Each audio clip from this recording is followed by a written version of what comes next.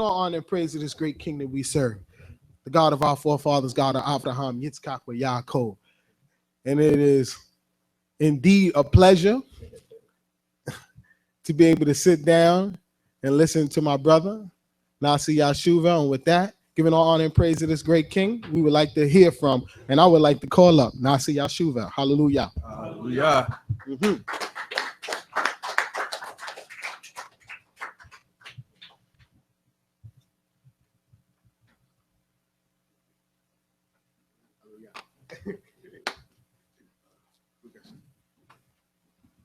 Hallelujah. Hallelujah. All praise, all honor, all glory to the supreme intellect of the universe. Yah Abraham, Yitzchak, Yaakov. I know what happened up here. My brother came up here when I wasn't up here. He looked over my PowerPoint presentation. He summed it up.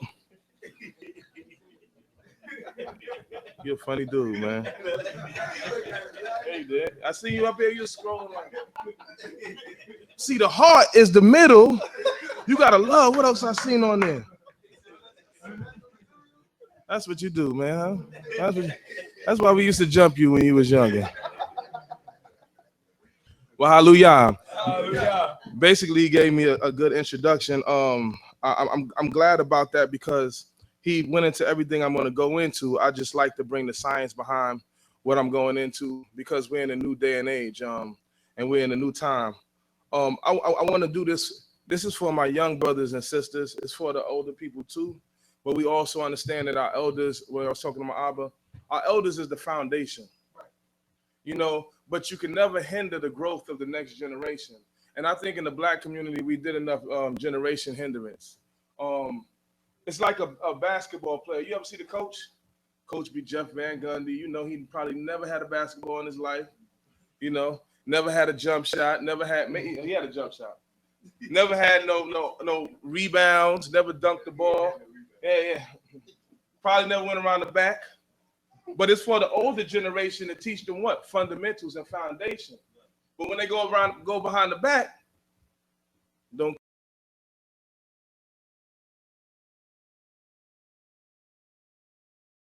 As long as that generation that's before them keep them fortified and sound in the foundation of all the aspects. Right. And that's why you see coaches. The coaches, they may not be as good as the players. They just aren't because that's not their job.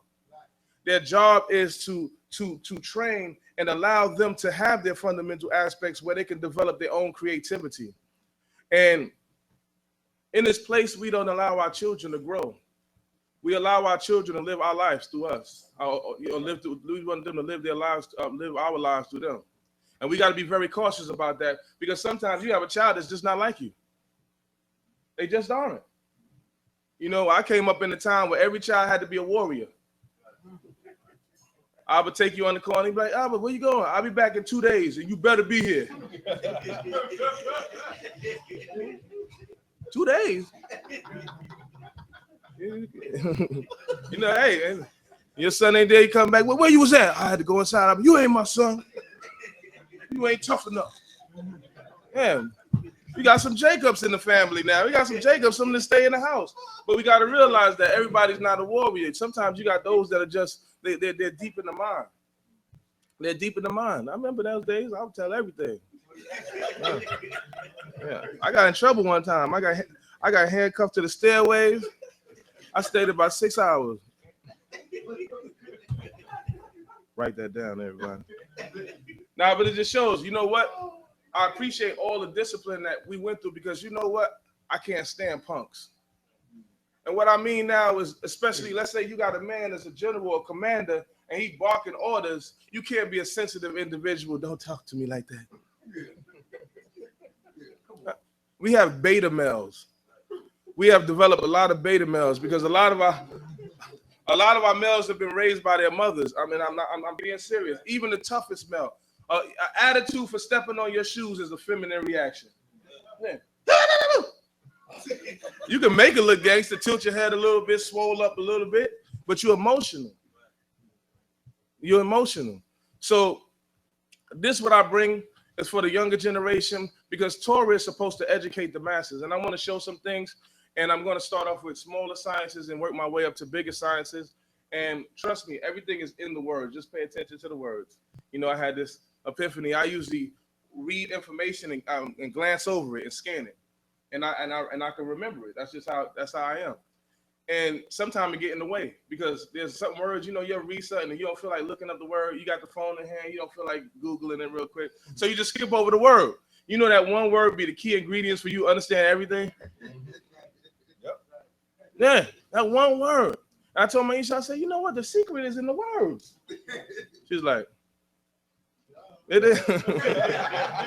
It's in the words. Guess what? I looked at this word and now I understand it. But it's true for everything.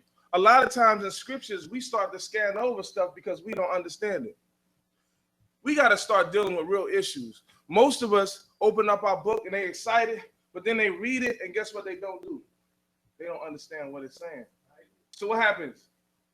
Close the book. They close the book. Or they're just forced into Psalms. Everybody read their Proverbs and Psalms, huh?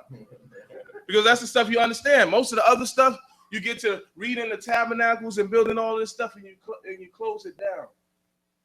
Now think about it. We have a holy book.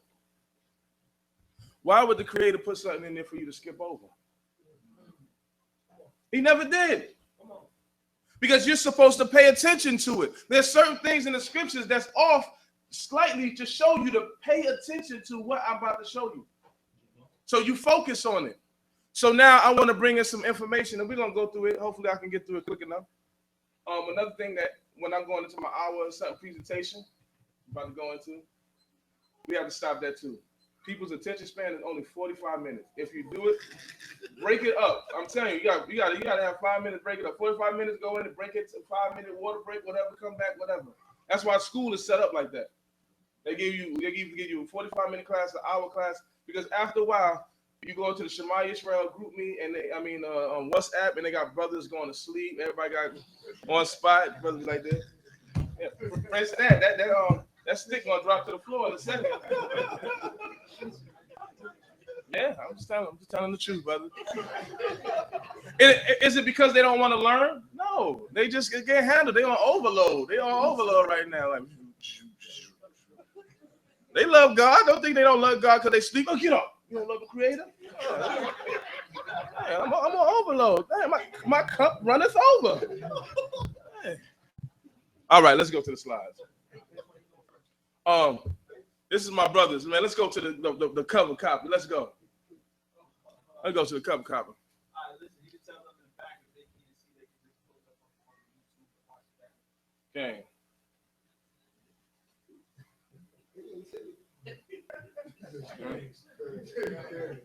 I know. That's a delay, I'm just buying time, Now this is my brothers. My brothers are real funny, man. So I'm about to show y'all my presentation. I'm gonna show you how ignorance works. Yeah.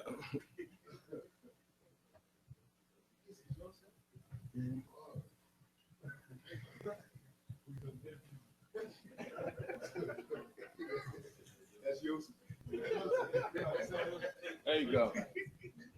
There you go. So these brothers are clowns. They put up in the group that this is my presentation.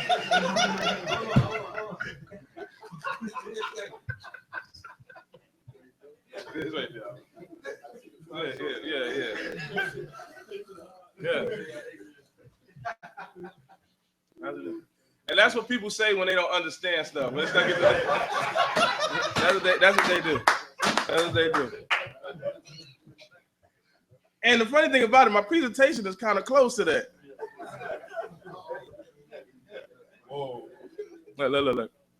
I know how to get out the back door, y'all. Don't worry about that. All right, that's my brothers right there. Now I want to ask the young brothers. If you was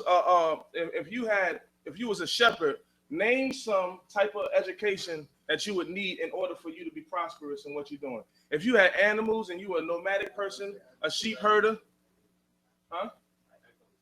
Agriculture. What else? Y'all not young. You're not young no more, man. Your clothes young, but you're not young.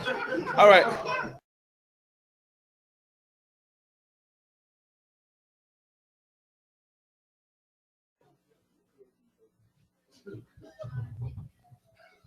Got to know how to take care of the sheep. That's very important. Cain.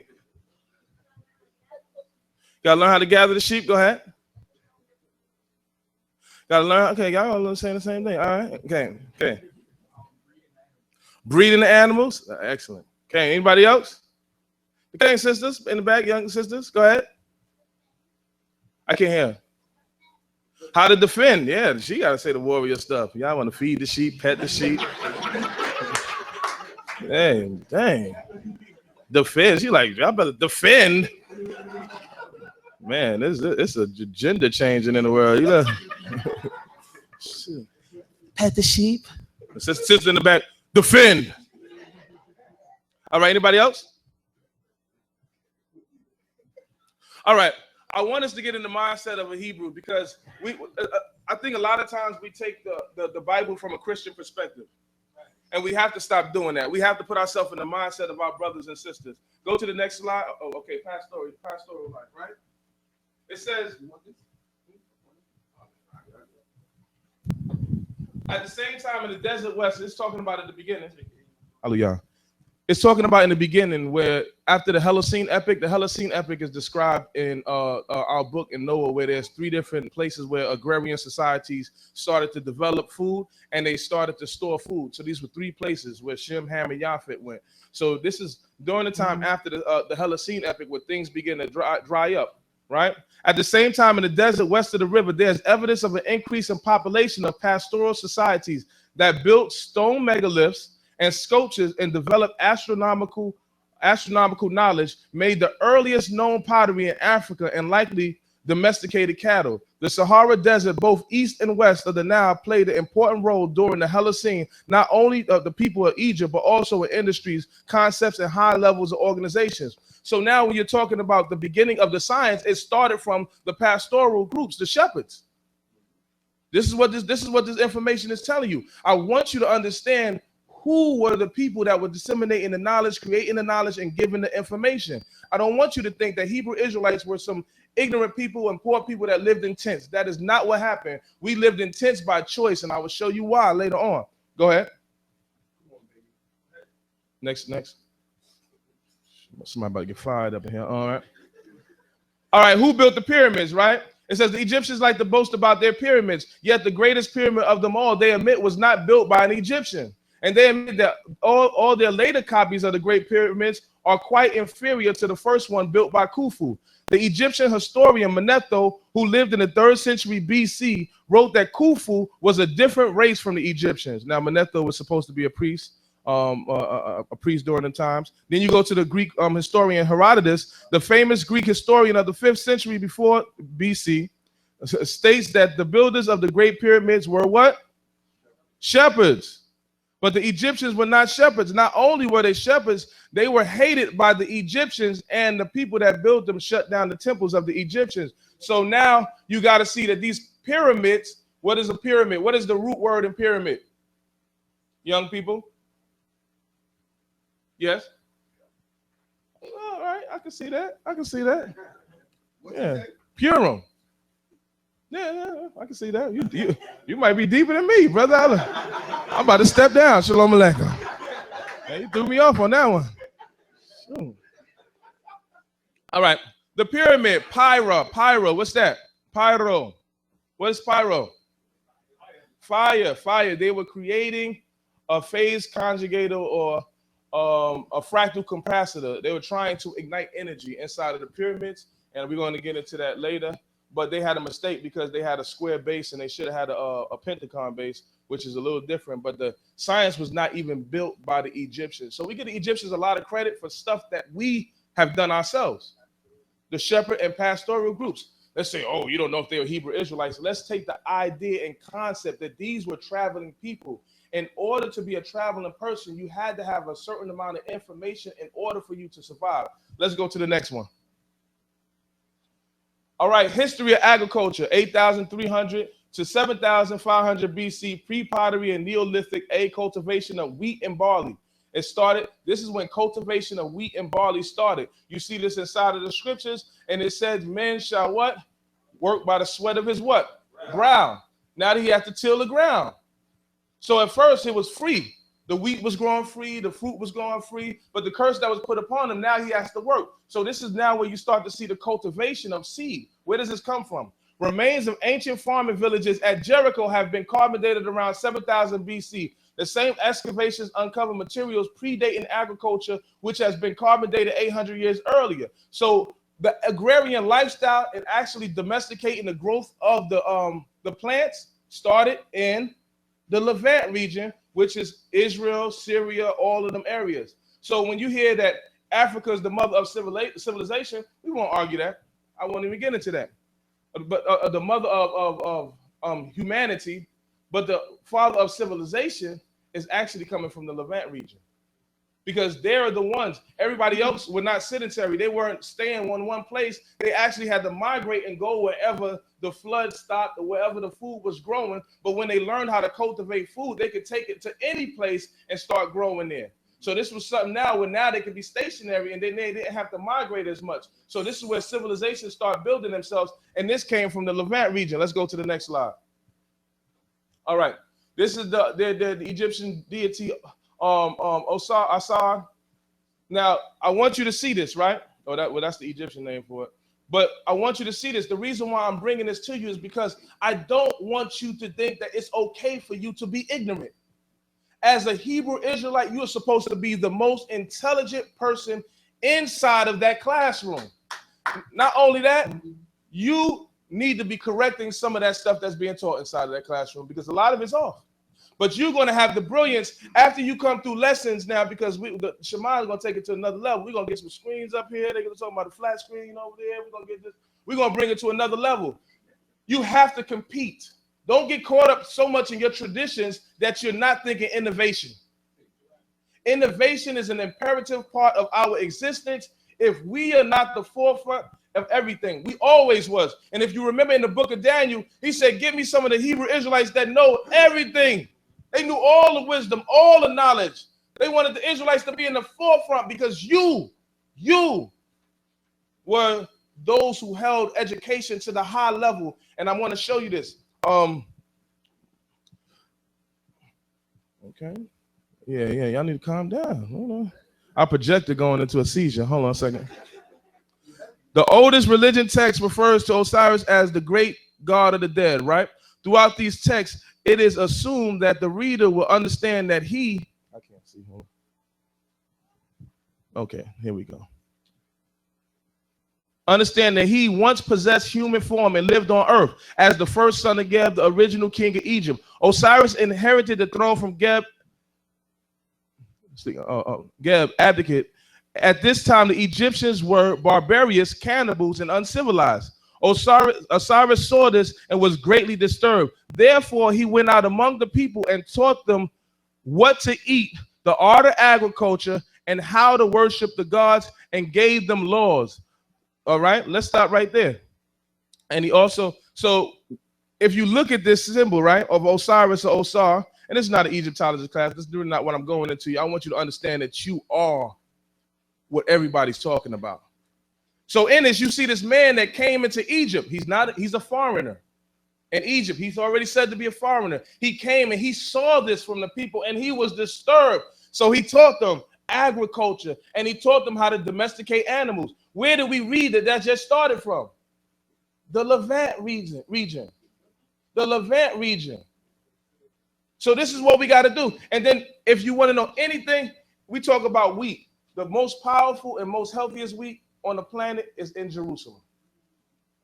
It's in Jerusalem. This is like some healing wheat. This is some good stuff. I know y'all brothers, y'all ready to go. It's supposed to be 8 brothers. Yeah, wheat. Yeah. My brothers go like, got that honey bunches of oat smell going on in the house. All right, let's go to the next slide. All right. Brother over here, he talked about, he said how to breed the animals. Now, this scripture is so deep. I'm telling you, when you walk away today, I just want you to say, even if you don't understand everything, say, dang, I need to study. That's all. If you can walk away with that, that's a beginning. That's a start for me. Don't think that we always gotta, because each foundation that goes up, these children right here are gonna be dropping some stuff that I have no idea what they're going to, because it has to get better. Yes, sir. It has to get better. All right, of course. I was building up for my album, so you'll kick me out. All right. Yeah. All right. Science versus Religion, posted by Wendy Go, right? Dark fur. Now, this is talking about, of course, there's scientific explanation. It's talking about Jacob and him breeding the animals. Now, this was some science that they didn't understand, and they're just now realizing it in modern day times. Now, listen to this. Dark fur color of this population of sheep is dominant. White color, and this is called the Mendelian theory. I should have put that up there. Mendelian theory. The Mendelian theory, he's the one that realized that you get 23 chromosomes from your mother, 23 chromosomes from your father, and you realize this in the story of Yosef, because in the story of Yosef, he takes the dark sheep and the white sheep. All right? Dark fur color in this population of sheep is dominant, while colors is recessive. Therefore, heterozygotes, now don't get crazy with the words, heter, what does that mean? That means it's two opposites, right? Zygos is seed. It's just dealing with, we just, the words, don't think too deep, don't get scared of the words. Remember, the secret is in the words. Sheep will appear to be black, but also carry recessive allele, right? In Jacob's flock, all sheep are phonetically black, but there are two possible genotypes, CC and CC, assuming C and C as the two alleles of the fur colors. So now these are just joined. Alleles are levels in the chromosomes where there are two different mutations. So there's going to be mutations inside of the genes, right? And the thing with the see, you got mitochondrial DNA and you got Y DNA. The thing about the male DNA can only be passed down from Y chromosome from male to male. The woman chromosome, since it's the mitochondrial DNA, since it's a battery, it's in all, but it's easily mutated. Where the Y chromosome is hard to mutate. So when you're studying mutations, you're studying changes of tribes and mutations, you will study the mothers. But when you're talking about the tribe period, you can study the fathers. So this is the thing that we want to understand. Now, we understood genes and genetics. We had to know this. Come on, baby. Oh, y'all know it. Y'all got pits. Y'all better know it. Come on, y'all geniuses. Y'all don't. I see some of y'all not too smart. I seen y'all dogs.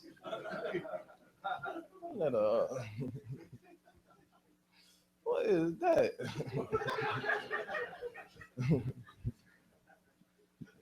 What is that? A rock pincher? Yeah, y'all better need to read your book. This is important. All right. Sheep mate, 25% chance that the offspring will be homozygous, recessive, as shown in this Punnett square. So it's possible that spotted sheep will appear in Jacob's flock. So it's telling you that he knew it was some science. We always think that this stuff is some magical hocus pocus stuff. It isn't. It's a science to this. See, because if you think that it's just God coming down and zapping everything, you have no accountability for yourself. Our people wasn't waiting for somebody to just drop out the sky and help us. Now go to the next one. But this is the Mendelian theory, which I got from Rabbi Shalom. He put me on the Mendelian theory. I was always looking a name for a theory, but when I read the theory, it's missing something. What is it missing? It only got the two parents genes. What about the rods, the almond, the popular? All right, now you have another person that speaks on where Mendelian went wrong at. So you telling me you have the scriptures and it's going to correct science to this day? Read Einstein. Einstein came into a lot of things that were problem with his theories. And all the answers to his theories were where? In the scriptures. Because he was a Jew that studied Kabbalah, but ended up forsaking the root of the scriptures, and he couldn't answer certain questions. And now all of these questions are going to come back to you. All of these answers to the questions he forgot are coming back to you today. All right. And I can't see this. But... All right, told everybody. Thank you, man. This brother right here. God, dang, you came with 3 wise men? All right. This is dealing with epigenetics. Anybody know what epigenetics mean? Any of the young brothers? Epi, what epi means? Younger brothers, anybody? So we're not going to get confused. It's going to be easy. We're going to walk you through it. Epi. I got an epidermis. What does that mean? Huh? Skin, right? It's your outer layer of skin. Epi, outside. Genetics. It's outside influence to the genetics. I should have answered that. Game. My Abba told me that. All right. Jacob and spotted sheep, the role of parental nutrition on epigenetics of fur colors, right? It says epigenetics. Epigenetics is the study of heritable changes in genes, expressions that occur without a change in DNA sequence, and a phenomena which violates Mendelian principles. These non-DNA variations can be transmitted in the cells and organismal lineage. What is particularly intriguing is that the extensive extensive literature on the role of prenatal nutrition on epigenetics. What is most relevant to the biblical story of Jacob and the sheep is the research on early nutritional influence on the agouti gene, effective coat and color fur on the sheep and mice. So now they're telling you there's an agouti gene that we knew about. We knew about our genes, but they knew that there was a certain gene that would be affected by certain fruits, by certain vines. So we was deep. We wasn't coming with nothing weak, man. I don't want to see all y'all children should have straight A's. Y'all should read these scriptures and look for the science in it, and we're gonna help y'all. We're gonna work through it. Y'all gonna be so phenomenal in what y'all do. Y'all gonna look at all of this stuff because a lot of science they teaching in the school is faulty. It's faulty, and we're gonna go through all of that. These three barks, which was peeled, were Levne, Locke, and Luz, and Armnon. The names translated by the new JPS as popular, almond, and plain. This botanic identification has been verified by Rabinovich. All right. Let's go to the next slide. All right. Now, one thing that's various, and this is not off of some astrology, because we understood the stars, but we don't bow to stars, and we know that we can exceed higher. The Creator tells us in the book of Ezekiel, he says, I am in the midst of the wheel, and my spirit resides in there. You know, don't he say that? So he's the creator of these things. The problem with us over time is we started giving reverence to things and not acknowledging that the Creator created all things. He created all things. And this is the problem. So we were even aligned as the stars because the Most High said you should be as the stars. And he talks about in the book of Ezekiel, he talks about the wheel inside of a wheel, which we're going to get into later. But what were the faces on it? You got a lion, an eagle, a bull, and a man. These are the four cardinal, 4 areas of what they call the zodiac. But we understood all the signs. Didn't it say the tribe of Yashuv-El knew the signs of the time, and they were chief above their brothers. So we used it and understood it because as a person that is a shepherd, you got to use the stars to do what? Move. Anybody grew crops? The most important thing about growing crops is knowing about the moon, the sun, what time, because all of these things are influenced. We don't give credence and bow down to this stuff, but we understand the knowledge of these things. We were masters of this. Yeah, Cain, we had that. We knew it. We wasn't getting nowhere without knowing this stuff. And this is what Rambam said. Rambam said, you got to know all of this science. And in the book of Daniel, it showed how intelligent we were. We were so intelligent, we were the people that they called to translate visions and dreams, translate writings on the wall. This is what we did. Do you know that as nomadic people, we were educated because we went through different areas, and Israel been under every single empire. That gives us knowledge. We have an advantage. We've been under every great empire and seen it rise and seen it fall. Do you know that most educated people are people that travel? And I'm saying that I haven't been anywhere really. So I'm in that boat. I'm not knocking anybody. But I need to go somewhere. Anybody got a buddy pass? So yeah, later about that. All right, let's go to the next one. All right. Okay, let's go back. Go back to the other one. Sorry. Man, you're a good brother. I feel professional now. No, I have to step my game up. Somebody take a picture. All right. All right, the eagle. You see the eagle and you see it represents Scorpio. You say, how the eagle represents Scorpio? Scorpio has 3 signs, right? It has an eagle with a serpent in his hand, which is Ophiris. It has a phoenix. And also has the scorpion. So that's why you see the eagle there. And that's Babylon. That's more of a Babylonian understanding. Babylonian understanding is different than kind of westernized, what they call westernized forms of astrology. Go ahead. All right. All right, next slide. All right. Here we go again. Is it coincidence the camp of Israel is set up like this? You got on the west side, you got Ephraim. Then you got Judah the lion, Ephraim the bull. Dan, the eagle and the serpent, and Reuben, unstable, a man unstable as waters. So we even moved in the fractal region. I'm going to go into a fractal thing that summons, that draws the energy from the heavens onto the earth. We're also going to get into that, all right? Now I want to go into the book. Let's go to the next slide. All right. Now, Yonah, the human soul. Before you go into dove symbolisms, we have to understand how to read the scriptures. Now, when is the last time somebody read Yonah on their own? When is the last time you just read Yonah? Be honest. Anybody in the last 2 years read Yonah on their own? A lot of people stay away from it, right? Because they don't understand it. They don't understand it. They can't understand it sometimes. And sometimes you got to understand that the Creator creates something to happen on earth that has something that's dealing in the spiritual world. You know, a perfect example, if you got ailments in your body, that's reflecting something going on in you mentally or your spirituality. You understand? You got to realize that. You got a pain in your heart. I mean, there's something going on with love life. That means you're fading away. You're not feeling love. Yeah? You got pain, you got pains in your head. That means you're thinking too much. You're unbalanced. You're overthinking. You're depressed. That's where depression comes from. It comes from overthinking. Always thinking about it. And then in metapsychology, see, I study psychology and metapsychology. And metapsychology is the gift of thinking forward.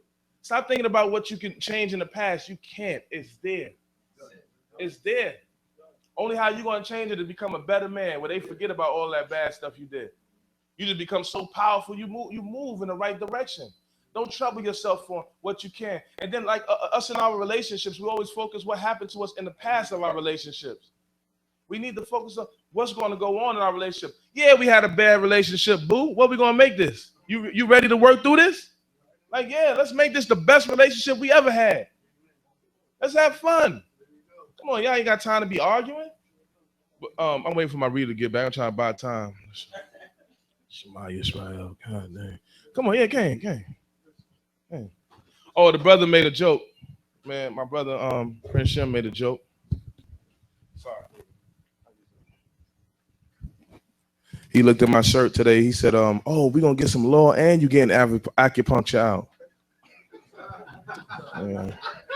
Brother's got a joke, yeah, so I looked at him like, dang, you gonna give me law and you gonna rob me?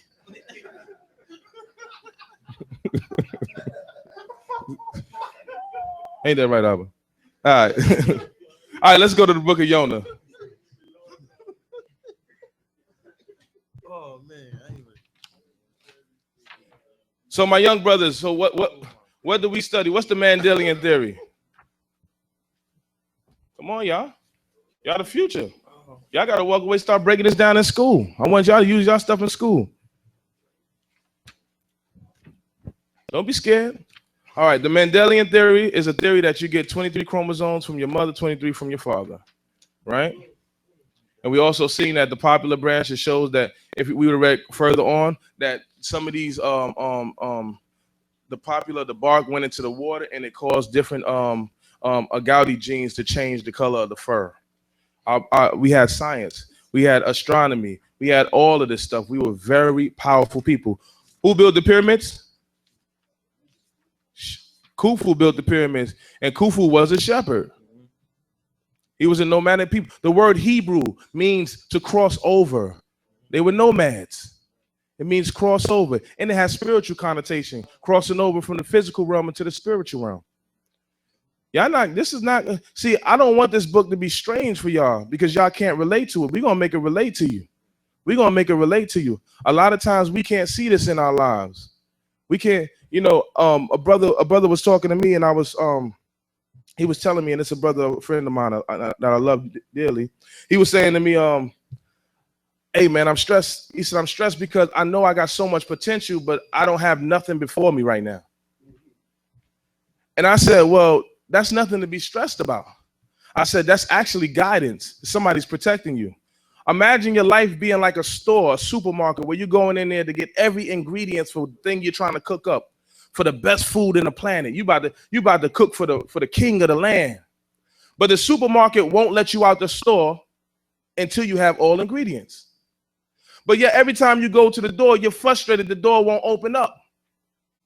But that just means it wasn't time. You don't have all ingredients. So you have to go through your life and go through these aisles and figure out what's the missing ingredients. So when you get to that door and it open up, you're ready. And that's what life is about. Don't be frustrated. I said, what you want to do? This is my brother. He know I'm talking about him. He said, I want to be, I want to build it. I want to have Hebrew economics.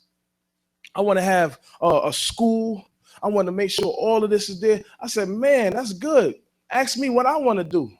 He said, what you want to do? I said, I want to part waters.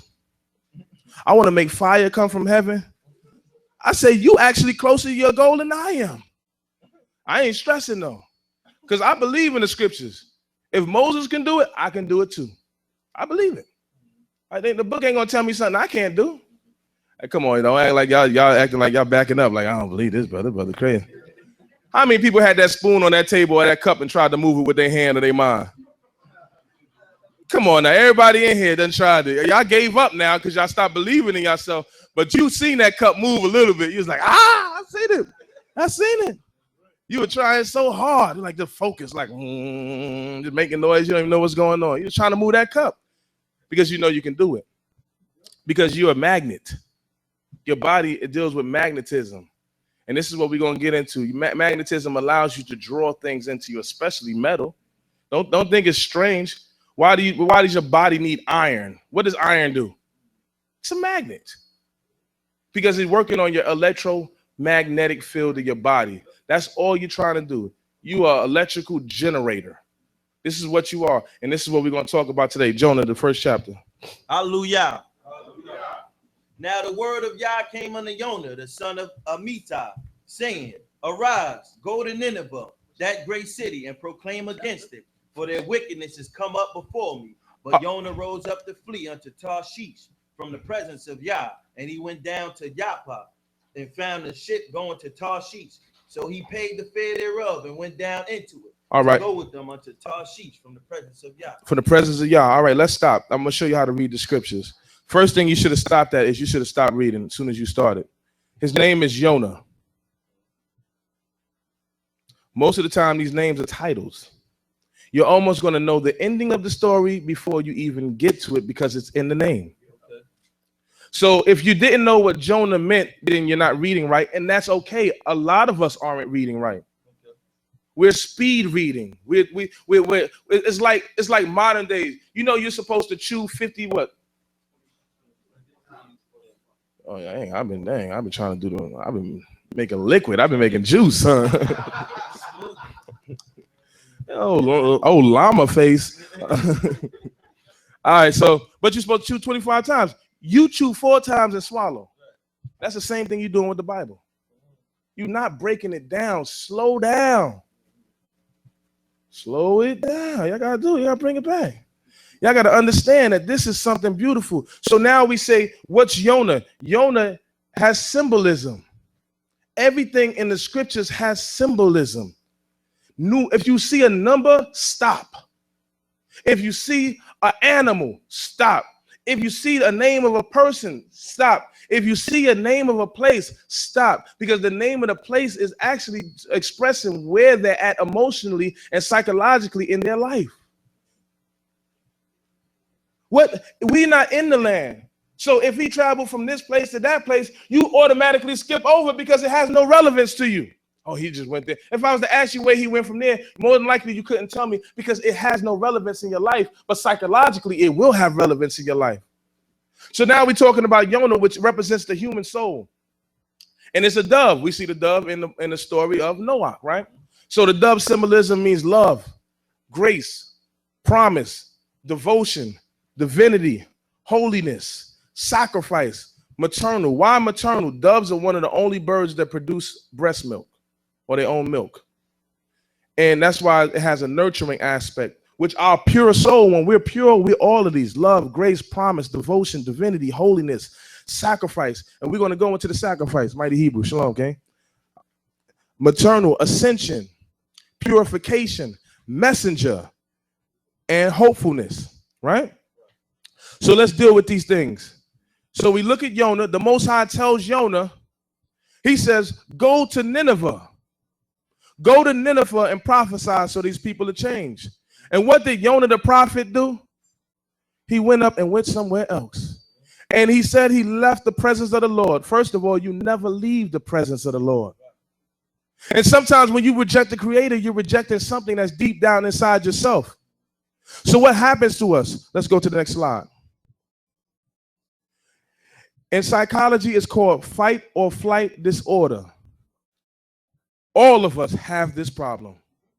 And what it is an instinctive physiological response to a threatening situation which readies one either to resist forcefully or to run away.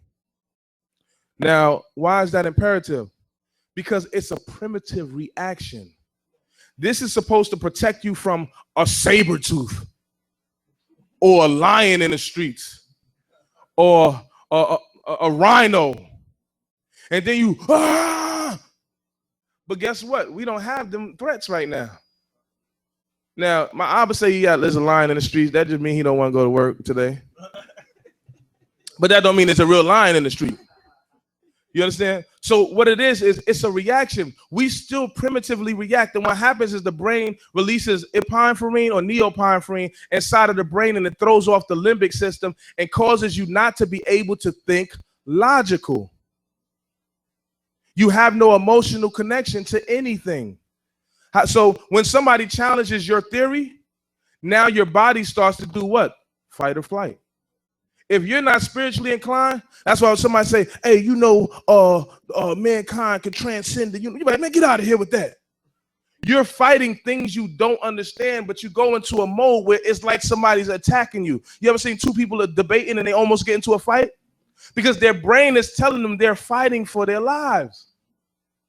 And some people say, yo, I'm not going to do this. And they just run away. But they're always going to face their problems, as Jonah's going to see. Go ahead.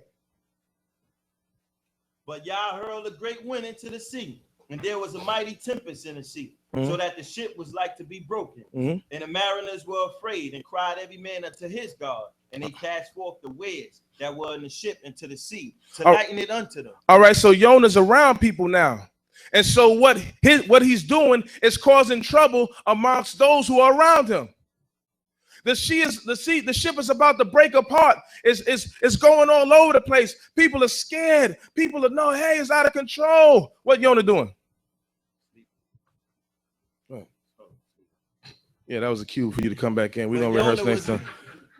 But Jonah was gone down into the innermost parts of the ship, and he laid and was fast asleep. So the shipmaster came to him and said unto him, what meanest thou that thou sleepest? Arise, call upon thy God. If so be that, God will think upon us that we perish not. All right, so the ship, and we read, if you deal with the Ark of the Covenant, or not the Ark of the Covenant, Noah's Ark, and you go into the ship, it said in the innermost parts of the ship, that empty vessel is dealing within yourself. He's asleep. He's unconscious to his own behavior. This is what it says. Who sleeps in a ship that's about to break apart? Nobody. But it shows that most of us, when we are behaving a certain way and we do things to hurt others and destroy others, we are completely oblivious to it. We are completely oblivious to our own behavior that destroys everyone around us. And everybody else around them is self-reflecting on themselves and calling upon their creator. But we in ourselves do not find anything wrong with us because we think we at peace with self. Continue. And they said, everyone to his fellow, come and let us cast lots, that we may know for whose causes evil is upon us. So they cast lots, and the lot fell upon Jonah. All right, so now they want to know what the problem is. They want to know what the problem is. But the beauty of this, it shows that our prophets were hard-headed too. What does that mean? Is that the prophets disobeyed God and made mistakes? So why, when our leaders make mistakes, we run away from the situations? Fight or flight disorder. We hold our leaders to a level, someone said to me, and this is cute. It makes sense in a way, but it doesn't. They said, how are you supposed to lead a nation? It wasn't said to me, but it was said, how a person supposed to lead a nation when they can't run their house? And most of us be like, yeah, that's deep. That's deep. Yeah. Well, you must not have read about Moses. Must not have read about David. You must not have been reading the book. Must not have read about Solomon. Because a lot of times leadership causes you to what? Neglect your family, because it's a sacrifice in itself. Stop bringing European understanding to what we're doing. But can we learn from it? We can learn from the mistakes of our prophet. And I was talking to Adon Yashad last time I came here, and I called you. You didn't call me back. I texted you. You know what I'm saying? We'll talk later. You know what I mean? I called him, and I was talking, and we were just building. It was so beautiful. And he said, I want to critique you. I was like, critique me? I got this knowledge. He said, take care of your family. Stop giving the nation everything. I said, can't get around that one. I went home.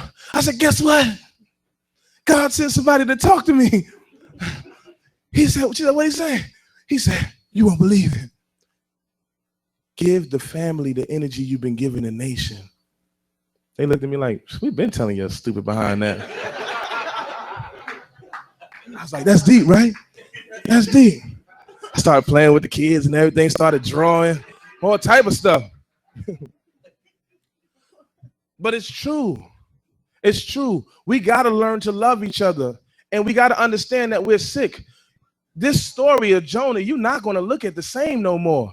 You're actually going to be able to apply it to your life.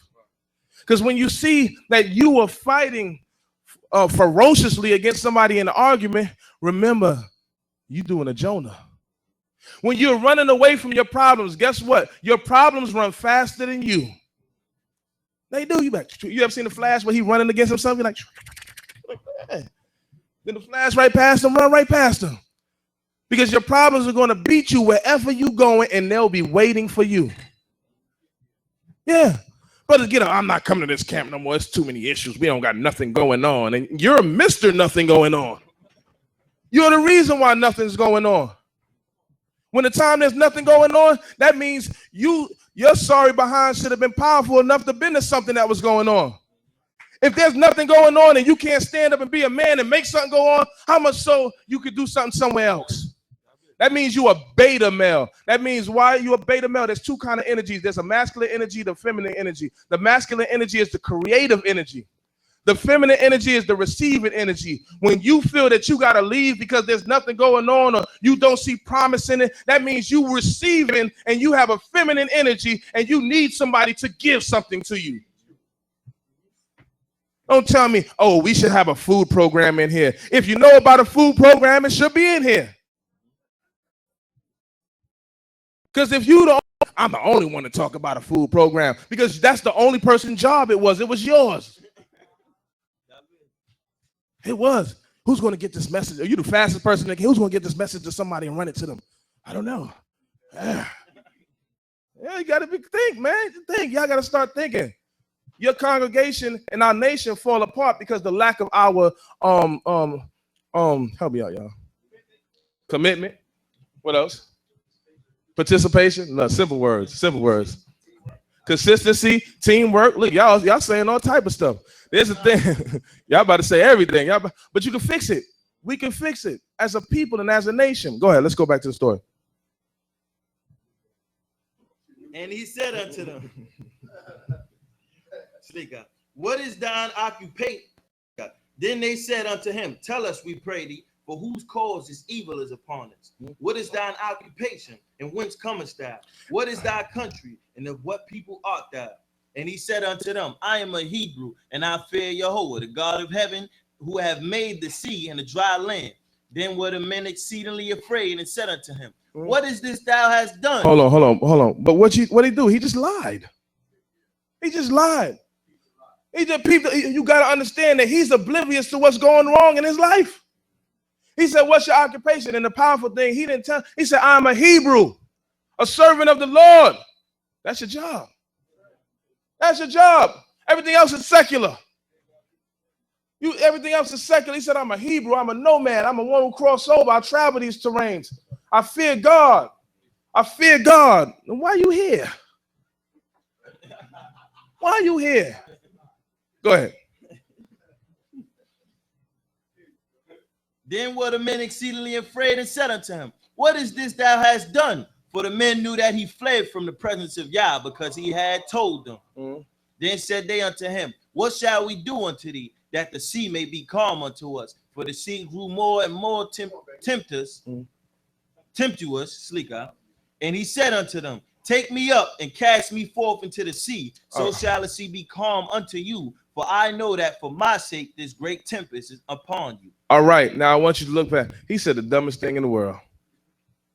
He said the dumbest thing in the world because the book wants you to look at it. He said, pick me up and throw me in this sea. That's how you resolve your issues? You're not going to pray? You ain't got a couple of Psalms to read or something? Huh? You don't know no magic? Throw you in the sea?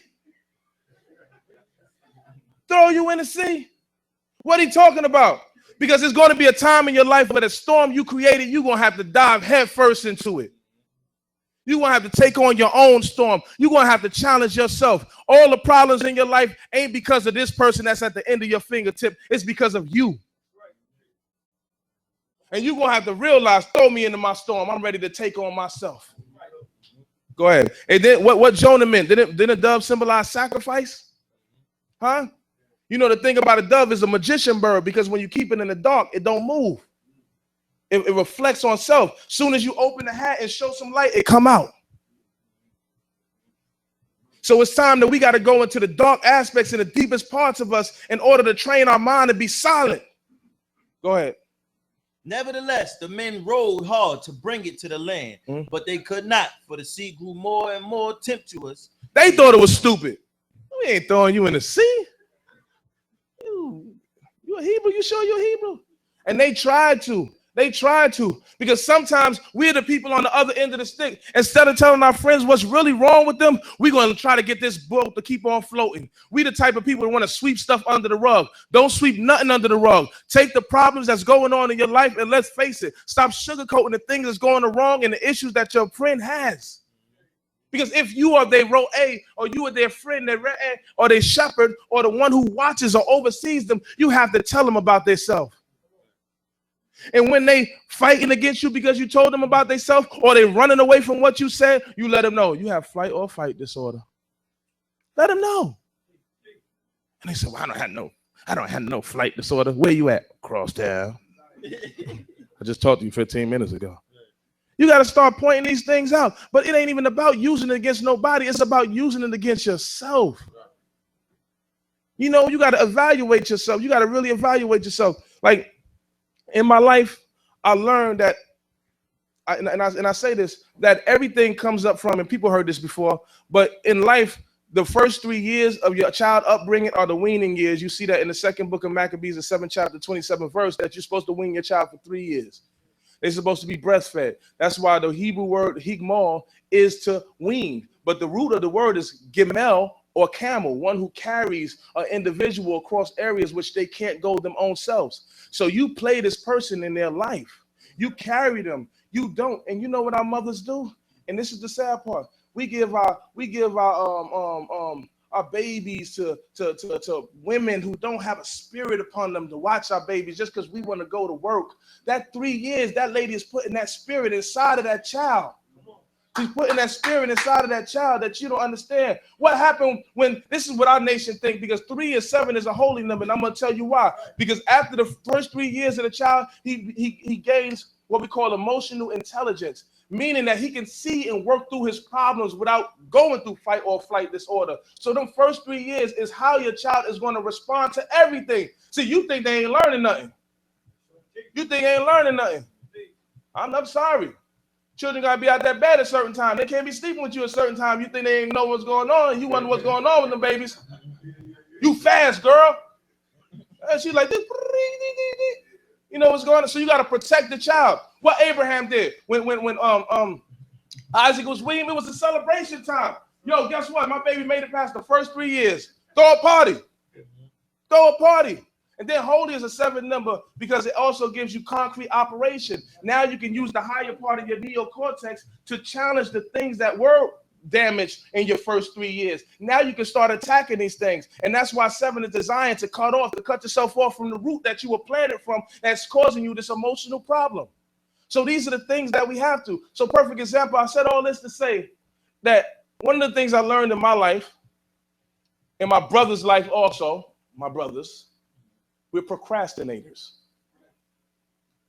Most of the time we procrastinate is because we don't like criticism.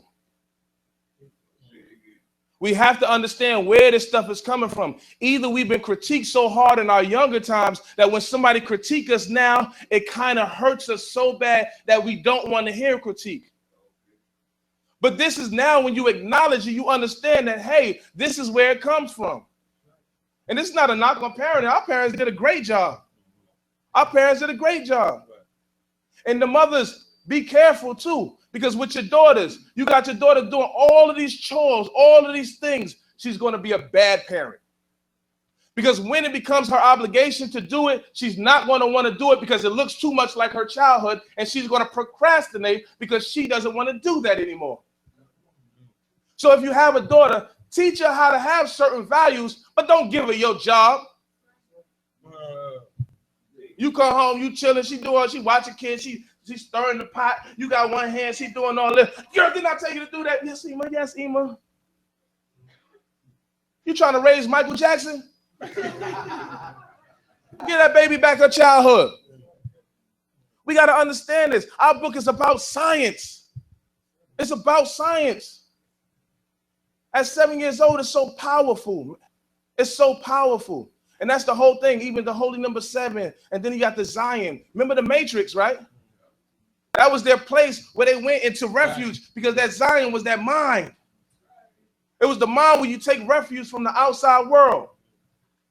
So let's start looking at ourselves.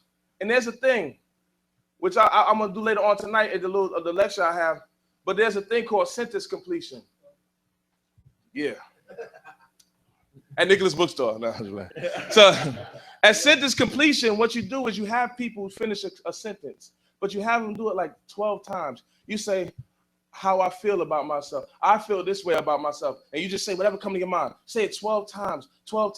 And then by the time you get to the end of it, you start realizing, even if it's a lie, say it. Whatever comes to your mind. Initially, you're going to dig deep enough. You're actually going to say how you feel about yourself. What's wrong with you? And all of these things. And it's coming out your mouth because it's showing you the cultivation of the tree, right? And it's showing you the words that you say is actually inside of our heart. And we have to know what's wrong with us to move forward. This is why I used to be a person that was blaming people. I used to be this way. And I can't be mad at nobody no more because I have clinically diagnosed everybody in this room already, along with myself. So I know we're hurting. And I'm not walking around like I'm this perfect individual because I'm not a perfect individual. I will strive for perfection. And if I fall short, my brothers and sisters pull my coattail. But don't give up on me when I make a mistake. Don't give up on me.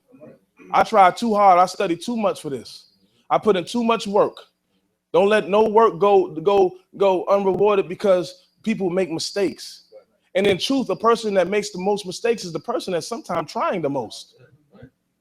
They're trying to. I don't make mistakes. You don't try. You don't try. I'm pretty sure you didn't do nothing wrong in that seat. Yeah. You know, I hate brothers come out of jail. They a changed man. You changed, all right? You ain't had none yet. You ain't even had the opportunity. Yeah. You go back out 3 days later, you back in jail. You came out 2 kufis on your head. Now you wearing transgender clothing. Oh, you see the transgender doll? Y'all seen that? You seeing that they're about to require in every restaurant a transgender bathroom? But that's okay. I love it. I love Donald Trump. I do. I love it all. I love mom said they're going to take away SSI. I love that too. Because you need to be on your own. Stop feeding out these people hand worried about who's elected president, who's doing this. Let's make our own community, elect our own presidents. Ain't nobody going to stop us. They can't stop us. They say, what's wrong with you? I answer to the true and living creator. I don't answer to you. And all they're going to do is put you on the watch list. You already on. Most of y'all names are on Project Megiddo. Type in Project Megiddo, type in your name, and your name is there. Project Megiddo is a list of Hebrew Israelites that are on a special investigation. I was like, yeah, I'm on there. Well, I'll do it right. Hallelujah. I'm like, hallelujah, yes. Came behind my baby and kissed her on the cheek. So what's up with you? I said, I'm on the Project Megiddo wanted list. Most High good, isn't he? All right, go ahead. Continue the story. Wherefore they cried unto Yah and said, we beseech thee, O Yah, we beseech thee. Let us not perish for this man's life, and lay not upon us innocent blood. For thou, O Yah, hast done as it pleased thee. Now, you know when people praying to your God about you, you bad. Things are just going, please save us. Please save us. And that's sad. Some of us are doing so bad, people at home praying for us. Yeah, they are. They're like, please just change his life. Save him and spare him. You know? And we got to understand that. But we're going to be strong. And I like what I see here. I love what I see here. Y'all have a strong foundation. My Abba Chief friend support. You know, you have a lot of the officers that's here that's putting their work, and I see a renewed group, you know, and the decent size of people here. It doesn't matter of size. We always looking about quality, man. I mean quantity. We looking for quality, man. Yeah, you have 5 people. You got diligent people, man. You see how Father Abraham went in with 300 people. Didn't even care. Didn't even care. He went in there, and he had people amongst him that were snakes. What is it, Abraham and Lot? You know, we spoke about this, and some of y'all didn't hear about it, but even Lot, every Abraham, when you go on your journey with the Creator, there's going to be a Lot. Who is Lot? Lot means concealed. It means hidden. There's going to be somebody with you with a hidden agenda. And they're going to pretend they believe in you, but they really don't believe in you. Abraham said, I had a message from God, and Lot said, I'll go with you. So if you believed it was from God, why you left them? You should have told him, hey, you better leave Abraham flock alone. Don't even argue him. That's my master. I'm not going nowhere. He said Abraham used a trick. And if you ever have a division or something happen, let it go. Because there's 2 things. There's 2 things that happen in the division. You pray for the people, right? You either do an Abraham or you do a Korach. Korach gathers the people. Hey, we're going to meet over here. Abraham tells the people, hey, y'all are going to divide this place. Y'all take who y'all want. Take whoever you want. You have, what's the name number? Here, let me give you the directory. Give them the directory. If they can convince somebody to be on their side, let them go. It doesn't belong to you. If you believe your mission is from God, then keep on pushing on. Keep on pushing on. Abraham them. Like Abraham. Yeah. All right, let's continue. So they took up Jonah and cast him forth into the sea, and the sea ceased from its raging. Then the men feared Yah exceedingly, and they offered a sacrifice unto Yah and made vows. Hallelujah. Hallelujah. Go ahead. Chapter 2. And Yah prepared a great fish to swallow up Jonah, and Jonah was in the belly of the fish 3 days and 3 nights. Then Jonah prayed unto Yah his God out of the fish's belly. And he said, I called out of mine affliction unto Yah, and he answered me. Out of the belly of the netherworld cried I, and thou heardest my voice, for thou didst cast me into the depth in the heart of the seas, and the flood was round about me. All right, let's stop. So you have a dove, then you have a fish. You see where somebody stole the story from? You ever seen in the back of the license plate of the car, JC is represented by a dove, right? Then he's represented by a fish, right? Jonah 3 days, then he gets spit out the fish. There's 3-day resurrection, right? Now, what does the fish represent? Now you got to learn. You should know animals. Come on, children. If you think about animals, what do you think a fish would represent symbolically? Yes. Water. Yeah, that's actually beautiful because water is emotional. It's back and forth. And it's what? Unstable. It's deep. And sometimes you have to go to the emotions, your own personal emotions, the instability of yourself, the in-depth aspects of yourself, then dig around and go to the exploration, go to the bottom of what the source is. What's wrong with you? And there's people with issues. Because why? And later on in the story, Jonah starts arguing with the Creator. He's like, these people don't deserve to be saved. They sinned, the Creator. So Craig again, I'll give you some shade. Let me give you some shade. Let you cool off. You're like, he mad. Why you kill that? But then you just sing, Yona. Let's go to the next slide. And the flood was round about. Next slide. I know I'm trying to mix you up, my brother. I apologize. Maybe you should stick to singing. Can somebody else come up here? Should be his Mount Zion. Hey, can you get this back off for me, my brother? Hold on. All right, the next slide. It says fundamental attribution error. All right, I want you to remember this. Write this down.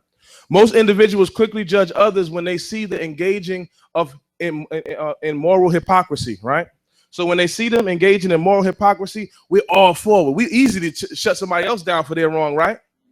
Yeah, you did wrong. I know a lot of the women like, yeah, that's my husband right here. He trying, when I judge him, he want to be, oh, you sure I'm not perfect? Yeah, all right. It's easy to summon outrage when faced with somebody else's lying, cheating, or stealing. In contrast, unless inadequately prepared, when we are faced with the dang, I wrote that. What is that? Samola. When we facing similar moral dilemmas, we tend to act out of self-interest, often applying a lower standard for our own behavior than the standard that we demand from others. So now, this is called fundamental attribution error. When we judging everybody else, we off with the head. You got everybody. And then when all of a sudden, well, I'm not perfect, man. I'm not perfect. When it's you, I'm not perfect, man. You expect perfection from me, man. You know. But what does this happen? That's because when you judge others, this is part of the prefrontal cortex, which is attached to the left hemisphere of the brain, which is attached to all parts of the brain, but is more connected to the left hemisphere of the brain, which deals with logical and rationalization, and is based on all your conscious thinking. So you understand it immorally that they're immoral, right? But what happens is the right hemisphere is attached to the emotional seat. So when you judge yourself, you're judging yourself from the emotional aspect, which is the purest form of judging and correcting. But when you judge others, you have no emotional attachment to it. That means our brains are imbalanced. So when Yonah, he goes and he is so hard against these people and saying they can't repent, but in truth, all he's doing is projecting his behavior on somebody else. And why did the Creator choose him to go? Because he wanted him to fix something inside of himself. And this is why I tell people, all of you, if you learn anything from me, remember when somebody come to you for counsel and you counsel them, remember halfway through the conversation, you're talking to yourself. You are. Like, girl, you need to get up and shake yourself off. And you got tissue in your hand. You shake yourself off and just, move on with life. But you got to realize that by the time you get there, I got to shake myself off because the Creator only sending people to make you aware of what's wrong with you. That's how he works. We all connected. I don't know. My girls always come to me for counseling. I just be counseling everybody. I'm like the one they run to. Yes, they are. Yes, they are. Yeah, look at them. You got to learn. And that's why you got to see other people's flaw. And you got to say, why is this person bringing it? You got to see yourself inside of them. That's called empathy. And that's what when we use the word seek God, means we say conversation, but it means to reason, to be empathetic, to hear others, to reflect. So when you conversing, if you're just doing it to get your argument out and not hear what they're trying to say, then you really don't care. When you bring up something somebody never heard before and they shoot it down, that means they don't care about you. You say, well, let me give you a thought. I don't care about your thought. Like, really? Okay. People usually shut down the things that they don't understand, and it's okay. We always do it. I do it. If something I don't understand, where you get that from? That don't make no sense. But sometimes we have to learn, and a lot of our problems is we don't study together. Yeah. We don't study together. So now you got fundamental attribution error that leads to the next slide, which is what we call ethical fading. What is ethical fading? Ethical fading is when the moral practices of society begins to fade because of you. Because then you start making so many excuses for the things you do wrong and you judge others. People can see the hypocrisy of you and they walk away from the movement. A lot of people that left Israel truly believe in God, but they just don't like people. Or they see the hypocrisy inside of our people. And you say, well, how they love God and they left? It's because really they didn't feel any nourishment from what we're doing. So if we take it upon ourselves to say, you know what, I'm going to correct some of the problems. Every time we get a president, all he's here to do is what? Correct some of the problems. He got to sell himself. I'm here to change the face. And that's how we have to be as Israel. We have to start changing things inside of our place. And it says ethical faded and moral relativism, right? Moral relativism, what's that? It is a perspective is one that espouses tolerance of all moral beliefs of others, even when they are very different from one's own moral standards. Morality being a personal choice. When somebody say, oh, and this is our generation, this is why our children are in a dangerous place. Because this is the season of moral relativism. Because they're relating with people they should not be relating to. And when you ask them, what do you think about homosexuality? They will say, hey, that's their personal choice. They may not be saying it now, but trust me, a little bit longer in the school, even the ones that's in this class right now are having friends that are doing stuff they ain't supposed to, and they say, hey, that's their problem, it's not mine. But that's when moral relativism is now the reality and the practice of what's going on today. So how do we win these people back? You know, there was a time where thus saith the Lord was all we needed to hear. It's all we needed to hear. And this time is not that time because people don't understand God. You say, thus saith the Lord, and they say, and? What does that mean? What does that mean? Try that with somebody.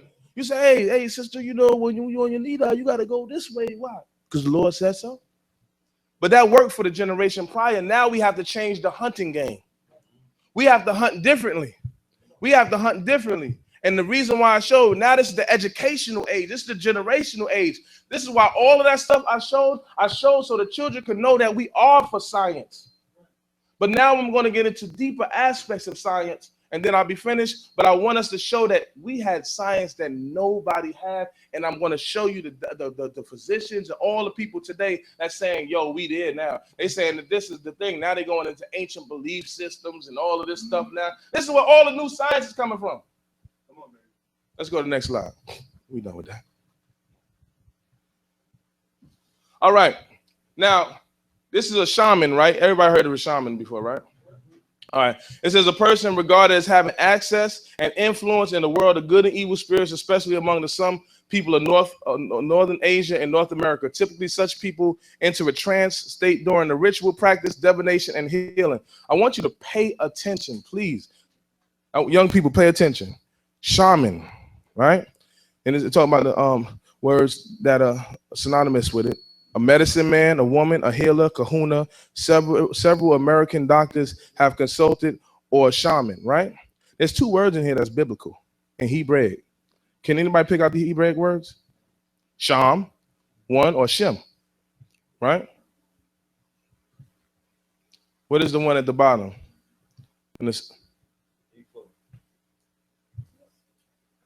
Kahuna, who said that?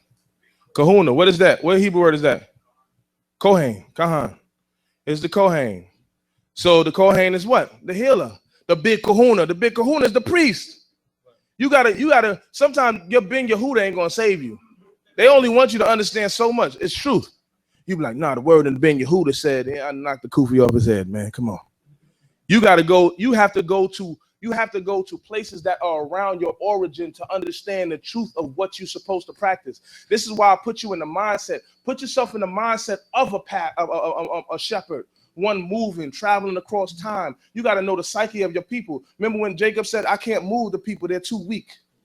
He said, I can't move them. They're not strong enough to go right now. He has to know where they're at mentally. He has to know where his sheep is going. He has to know how the stars are aligned. So you have to think the same way. You too busy being an American.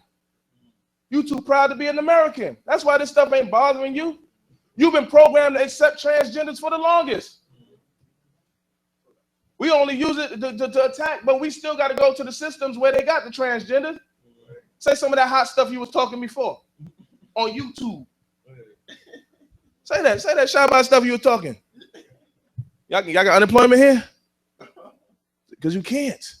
You can't. You're taught to suppress it. So your children are also victims of this because in school, they won't dare touch it. And if they do touch it, even if they feel it, they can lose their job. And before, when you had media, the media used to regulate, the Christians used to regulate what was going out to the world. So now in media, you have none of that now. Media, I remember on Facebook, you can submit or tell on somebody for lewd pictures. People stop telling. Because it's crazy now. Yeah, it's crazy now. They stop telling. I want to tell. But this is what our people are subjected to. We have to create an environment. We have to have our own things. Your children are not going to survive. They're not going to survive. All right, let's go to the next slide. I want you to keep that in mind. All right. Now, Shem and Sumeria altar, right? The Shem is a high-word firestone, a fractal capacitor. Now, listen, a fractal capacitor. A fractal is a broken off part. As a fractal is a pattern. I'm going to go into the meaning of it. Capacitor is something that temporarily stores energy. Now, phase conjugation, dielectric, implosive generator. That sounds big, right? Phase is just dealing with different places or angles, right? Conjugate. Everybody knows what conjugation is, right? Who been locked up before? Everybody know them conjugate, right? You get them conjugate. I don't know what that is. So it's when angles come together and they see where they can share things and create. They're conjugating. Don't let these words scare you. All right? Dielectric is more complex, which we get into later. Implosive, you know what implode is from the inside.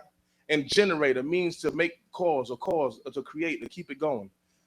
Later called an altar. Now you have to pay attention to the words. An altar. What does an alternator do in your car? It's a spark, right? Generates the spark. Original scheme, matrix by design. The word Shem or chemistry and alchemy literally access to a black hole, meaning that if there's a fractal capacitor that it draws energy, creates a spark through implosion, and then it is that creates a fractal environment, which we get in slow. Don't get scared now. He said, this brother about to go deep. All right. Fractal capacitor in the Bible. 2 Kings, the 1st chapter, the 10th verse. Elijah answered and said to the captains of 50, if I be a man of God, then let fire come down from the heavens, consume thee and thy 50. And there came down fire from the heaven and consumed him and his 50. And they hit what? The altar, the spark, the capacitor. Let's go to the next one. I'm going to walk you through it. Don't worry. I went ahead to come back. Now, I don't know why this is here, but skip this one. All right, fractals. Let me scroll up and get my tablet. All right. It says fractal intelligence of God's design. Now, fractality and fractal capacitors and impression and implosion is new to science. It's actually pieces and keys that Einstein is missing. So what does it say? It says fractal, the intelligence of whose design? God's design. It's creation series and divine algorithms, right? The illustration accompanying this article are designed derived from mathematical disciplines to produce images called fractals. The word was coined by the French theorist Benoit Mandelbrot. And in 1975, it was used to describe the bizarre configuration that emerged from his unique mathematical analysis of the physical world. And that year, he revolutionized the way that science looks at landscape. 2 years, he published the landmark Fractals from the Chance of Dimensions. What is a fractal? The Oxford American Dictionary calls it a curve or geometric figure, each part of which has the same character as the whole. Fractals are useful in modeling structures such as eroded coastlines or snowflakes, in which similar patterns reoccur progressively in smaller scales and describing partly random and chaotic phenomena such as crystal growth, fluid turbulence, and galaxy formation. Now, let's go to the next slide. What is a fractal? All that I just said. A rose is a fractal. It repeats the same pattern until it gets to the center. This generates energy. It generates the flow of energy, and it calls it, and it ignites a spark and causes the flower to do what? Blossom. So that means this is a capacitor.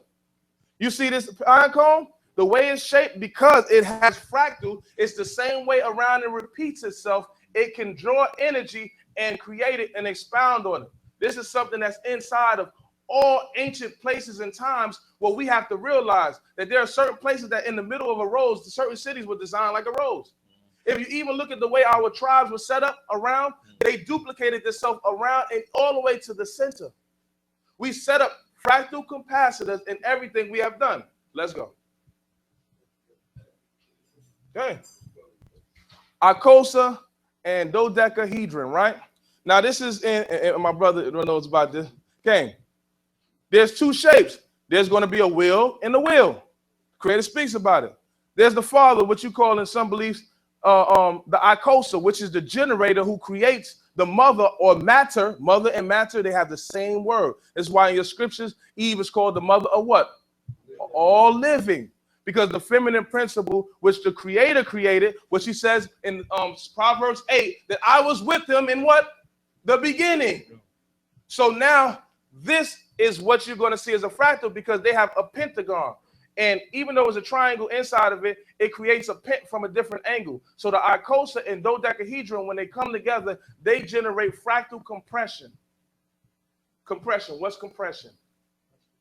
Pressed together, meaning energy is being pressed into one place. And this is what creates every single thing. Our forefathers knew this. Let's go to the next slide. All right. Everybody ever seen it? It's the field is called toroidal field in phase conjugation. Now, I'm not the smartest person in the world, but pay attention to the word. What kind of field is it called? Toroidal field. It said your law is like a lamp. It is like a light. We should be like a light unto the nation. So now the word Torah, you can see it in there from the word Taurus, which is a Latin word. Latin comes from Hebrew. Everything is dealing with your electromagnetic field. The scriptures is going to show you that they're trying to make you to be able to be a fractal capacitor yourself by bringing and drawing the energy to strengthen your electromagnetism. You know what you could do with strong electromagnetism? Make fire come from heaven. You can make water part. You can do all of these things that seem like fairy tales, but they use these same energies to part water in science now. They use the same energy to generate a spark. So this is called phase conjugation. When you see the two pine cones kissing, right? In the middle, this is where creation happens. Let's go to the next slide. All right, phase conjugation, dodeca icosa pine. Cones kissing is the phase that causes self-organization. When these two symbols come together, they create a suction and a compression where the two come together. And if you flip one side, it goes, let's go back to the picture. You flip one side, it's a suction, and the other side, it blows out. If you flip it over, it looks like a cup running over. These are your holy grails. These are the things that you're going to start seeing in the scriptures. Go back. All right, phase conjugation. The geometric causes a pattern of waves of electron to charge, which causes suction, known as centripetal force, that implodes. So now you have this. You have to have a fractal capacity. It has to follow a certain patterns. Where do we see these patterns in scriptures? Go ahead. All right, the Ark of the Covenant. Some of you seen this in the Exodus Memorial, but I just touched on it. But now I try to give you the basics. Golden means ratio and fractal fractality is not. It's a little complex, but I'm going to give you a brief overtone on what our forefathers were doing. The ratio 2.5 to 1.5 is 1.66, which is close to 5, right?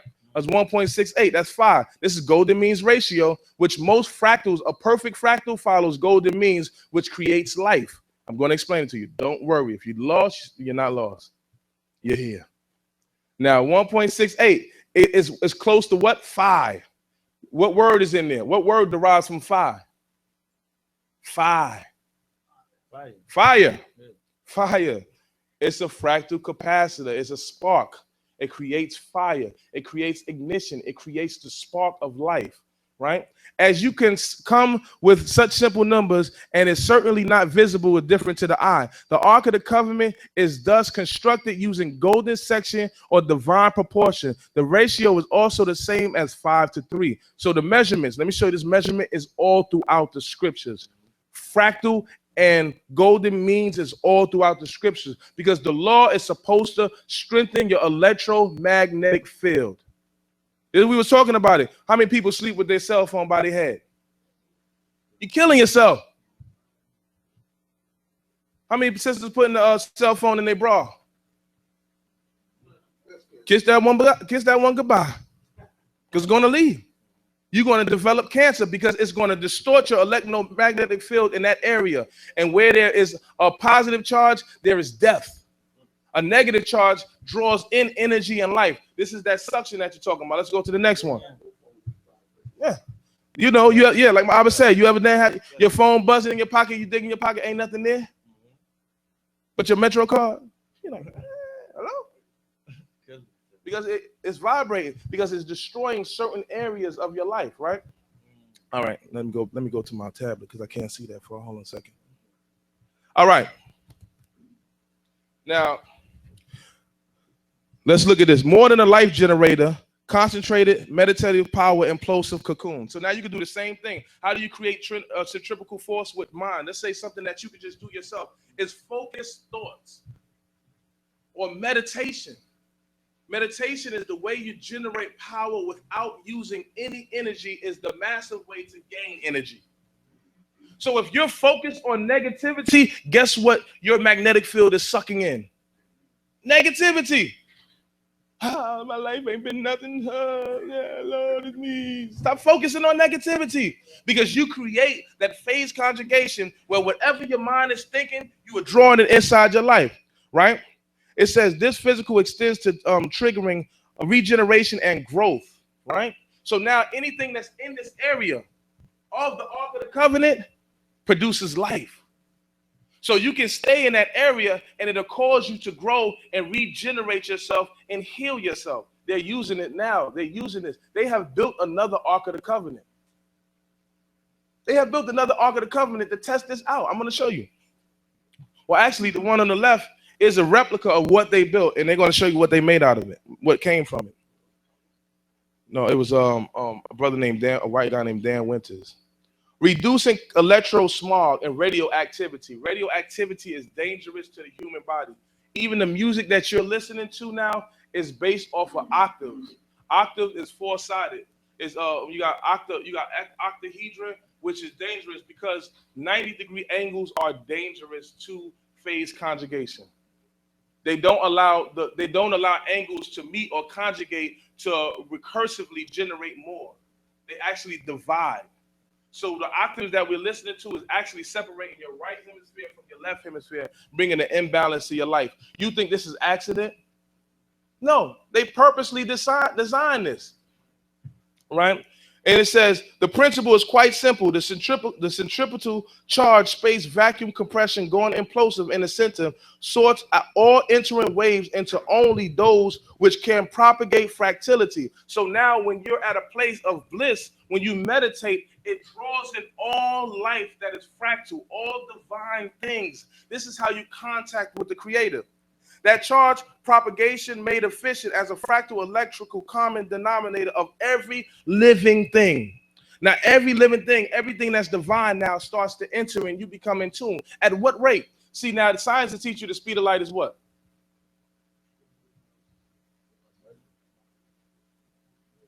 Say it again? Yeah, 186, right? 1,000.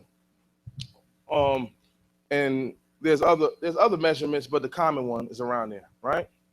And they're just noticing that there is a thing that's faster than the speed of light. There's an energy that's never been measured. And this is because the energy that they're measuring is based off of energy inside of conductor wiring. But there is an instantaneous connection. They studied the solar flares or the CMIs that comes from the sun, from the North Pole and the South Pole. These injections are called coronal mass injections, that when these sparks or these solar flares happen, instantaneously the measurements were affected upon the earth. So what this has proved to science is there is something that shows that we are all one and we are all connected. Doesn't the scripture say that? Phase conjugation, it happens in the pine. There was a certain part of your brain called what? The pineal. The pineal begins and starts phase conjugation. It says, "Hear, O Israel, the Lord our God is one." When you look at the word Shem, you see the Jews use the Shem as what? Fire or a spark. Yes, the mem is what? Waves. It's the spark of waves. Then the iron is the third eye, which we deal with, that deals with that. So you ignite things with the spark of your mind. Here, O Israel, is not just a hearken. It says the Lord our God is one. Once this is sparked, you in tune with the oneness of the universe. It's a science. It's a science. Let's go back. Let's go backwards. I'm going to show you some other stuff. What other things are fractal in nature? Back.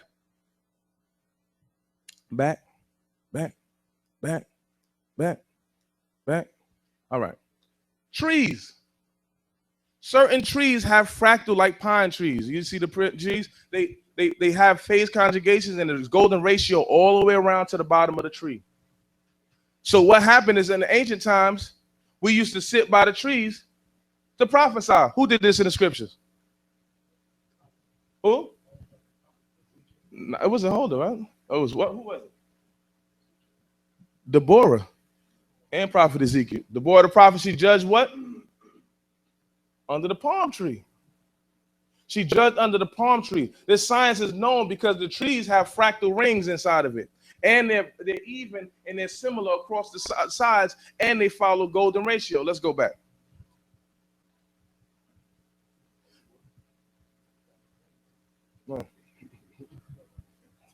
All right.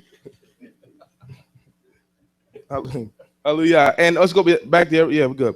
The Ark of the Covenant, a fractal recursive, and this is from Dan Winters, right? He's one of the leading archaeologists. He's not a Jew. He doesn't care about the Bible much, but he does use the Bible to figure out things. Hey, you know how the Europeans do, right?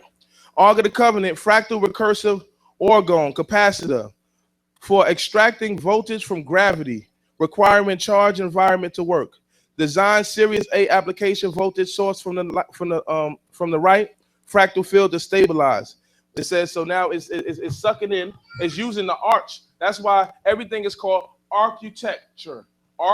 Technology of the arches. So these two wings form an arc above it to be a fractal capacitor, because in truth it forms a pentagon. If you've seen the shapes that we showed, it can only be done by five-sided symmetry. That's why you have 5 laws on one side, 5 on the other side, because it follows golden means follows the spirals of 10, right? So what in the pentagon, that means 5, but you also have pent up what? You heard pent up aggression, pent up that. That's because it stores energy. It's the only shape that stores energy and recursively distributes the energy. And this is what we have to realize. So now we see it, that if you look at it with the arches, the 2 wings are supposed to be touching at a pointed angle, and actually resembles a pentagon, which creates the fractal capacity, which makes monatomic gold, which the Bible calls manna. Now, monatomic gold is something that most people can't find, and only time they find it now if they see crop landings. That's the only thing I'm gonna mention about UFOs. I'm not a UFO person, but when they say they find crop landings, they find a white powdery substance. This white powdery substance is what rewires your whole body and your system and allow you to be attuned and highly electrical and generate magnetism. This is science. These people that are the leading in physics are using your scriptures. Let's go to the next one. Now, if you build a building, you ever been in the metal building, felt fatigue, a steel building? Because steel is not a natural biological thing that you're supposed to be dwelling in. So they say that you build it with wood and stones, right? But there's something that you can't do to the stones, and if you do it to them, they will no longer be fractal. Exodus 20:25. And if thou wilt make me an altar of stone, thou shalt not build it of hewn stone. For if thou lift up thy tool upon it, thou hast polluted it. The Creator telling you it's polluted, it's done with. Because I said, Now, does this mean because it destroys the fractal compression or magnetic field inside of the stone if you use a tool? Now, this is my mind thinking. So I got my brother, Dustin, to email Dan Winters for me, or hit him up on Facebook, because Dan Winters don't respond so fast when I ask, but, you know. So I got somebody, Native American almost, you know. So he called him. He asked him, I told him, ask him this. You know, in the Torah, when it says you are not allowed to lift a tool, to chisel the stone, to build an altar, I think this disrupts this fractal compression. Can you help me with this, sir? Dan, this is what I sent the brother that sent to him. And does dodeca come from Ikosa as Hindus believe? And the reason why I asked the question, because people say the black woman is God, the black woman is God. But if you know anything about sacred geometry, it was the masculine shape that created the feminine shape in order to create matter. So that would kill that in itself if you know sacred geometry, but these people are playing games with us. So these are two questions that I'm asking. So now he says most tools, particularly metal, will fracture phase conjugate molecular crystal structures and wave interference. So he's saying the tools will destroy it if you use it, because the altar is supposed to be a fractal capacitor and generate energy. So when you start chipping away at it, you destroy the whole electromagnetic field around it. So when things don't make sense, it doesn't mean run from it. A lot of times we've been reading the book and it didn't make sense. It's because we're not educating ourselves on what should it mean or what does it mean, because I look at stuff different. People say, oh, well, the secret things belong unto God. And Most High said the secret things belong unto He'll reveal the secrets unto those who are close to him. So I'm going to try to be close to him so I can understand him. We can't run away from the things because we got to see that there's something. I know my God, when he says something, it's going to make some deep sense. Yeah. I know it. I'm not scared because, oh, he said, don't live. What does that mean? I don't know. Yeah. It doesn't mean that if you don't know what it means, but it means don't be scared to question God. Abraham questioned God. Moses questioned God. It just makes your faith stronger. I believe when I ask my God questions, he will reveal the answer, and that's when my faith come in. Because I was someone at a time, and I was like, this don't make sense. So I dropped to my knees, and I said, the Creator, help me. And he showed me that I was intuitive. And I went through stages in my life where I was just scanning stuff, and I say, oh, whoa, connect this stuff. And I'm like, oh, I can read through this, but at the same time, I wasn't paying attention to detail. Now in my life, I'm paying attention to detail. Let's go to the next one. All right. So here it goes again, electromagnetic field around a tree. You know, the oaks and plains of Mamre. All they telling you the oaks and trees. This is all. Every time somebody had a vision, they buy a tree or they on the mountain. Our people knew where to go to get this. They needed a fractal environment so they can go and get this energy. So they said, I want to talk to God. Let me create an altar. See, it's spookism when you think we're just doing stuff to do it. That's what they call spookism. Oh, you think somebody just... No, they knew what they're doing. Hey, get me this altar. We're going to build it a certain proportion, and we're going to make this happen. And all of a sudden, vision come up to them. Yeah. Okay, yep. There you go. That's where I got it from. Go ahead. Next slide. All right. I did this in the... I did this in the Exodus Memorial. Y'all can lock the back door. I ain't got to run out the back now, friends. All right. In the Exodus Memorial, it says electromagnetic energy conductor, mingle clothing. I'm just going to read. I'm going to just tell you, hey. Mishkan, electromagnetic frequency conductor. The Mishkan is talking about the linen, bare feet and grounded. Or levitated. All right, or bare feet and grounded. So now the linen is electromagnetic conductor. Now watch it, right? It said touch it, incinerate. Caught from the Philistines, Aaron's sons, Nadab and Abihu. Linen is an electronic cellular level flax cell or highly complementary with human cells. Linen at 5,000 signature frequencies. Cotton, 40 units of energy. Organic unbleached cotton, 100 units of energy. Normal but not healing. Silk, 10 units of energy. Fails to support health and human body. Silk produces from unclean insects. So this is from the Jewish. Now there's a little alteration right there, but that's okay. When you see the alterations, that's when you jump in and start studying it yourself, right? It says rayon, 50% frequency, polyester, acrylic, spandex, liquid, viscose, nylon, measures 0 and do not reflect light. Pure wool, 5,000 units of energy, right? So we go in there and you start to see what's the fractal stuff. You see in the metals, you got gold, you got silver, you got copper. You see the fractal. Why? Most I said made a copper serpent. Why? And it healed the people, right? Fractality heals the people. It's something that people do, and they're starting to create these things in order for them to heal. Okay, you see, it says woods. And you notice that the cedar of Lebanon, right, is one of the most fractal trees on the planet. Also, the fabrics. Now, y'all like this. What's fabric is number one? Hemp. That brother like, yeah. I see y'all brother coming up and smelling like a bag of marijuana next week. Everybody, y'all gonna have a meeting. I'm gonna kick all y'all out. He gonna be confused. Hey, no, Chief Prince is the garment, Chief. Yep, I ain't thought about this. I think about that. All right, so you got silk, cotton, and wool. These are the most fractal. Then what's at the bottom? Polyester. All right, so you got the bottom is polyester. All right. The biblical warning of wearing wool and linen together proved in scientific studies to be accurate. The energy of these two fabrics put together, wool sweater on top of linen outfit, collapses electromagnetic field, as well as wearing black color fabrics, where the two textiles measure 5,000 signature frequencies. When put together, they cancel each other out and brought measurable weakness and some tests even pain to the human body. Yeah, it's cancerous. It collapses the field. That means there's no centripetal force. There's no life energy coming inside of you. Your magnetism is not there. This is the science. It's beautiful, right? All right. So let's say you ain't the one to build this now. You can't build this. There's simple things too. Do you have to be a scientist to be a Hebrew Israelite? No, you don't. All you got to do is love your neighbor as you love yourself. Let's go to the next one. All right, next one.